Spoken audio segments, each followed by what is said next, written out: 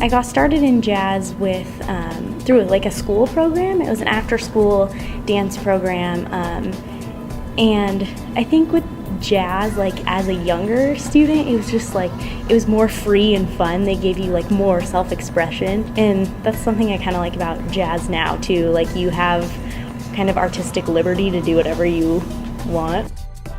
There's a lot of like aspects to it. I think one of my favorite parts is like being a performer. You get to be somebody that maybe isn't who you are. Like when I go on stage, I'm not really me. Like I'm playing the character that the choreographer wants me to be, and I think that's fun because you get to be somebody who you're not. Dance is just something that I kind of always loved, and so I stuck with it and never stopped.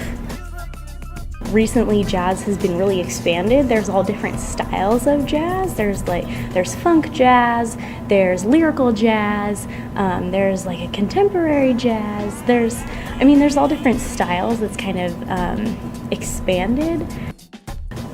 I think a lot of jazz is the energy, for sure. It's very like upbeat for more like funk jazz and classical jazz, and lyrical obviously has like a softer flow. I think it's attractive also because it has a lot of like tricks and like fun stuff that like audiences like to watch. I think people want to see a lot on stage, like, I can't do that, that's really cool. And I think that's what makes jazz kind of fun too, is like learning all those tricks that make it kind of have a wow factor on stage. I love classic jazz, very like Fosse's a jazz choreographer who's really famous, and that's probably one of my favorite styles. It's very like unique and quirky, which I think is really fun.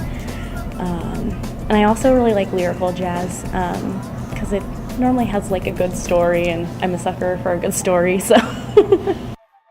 One of my kind of like long dreams is to dance at Disneyland in the parades. I think that'd just be so fun. Like, who doesn't want to pay to be in the happiest place on earth?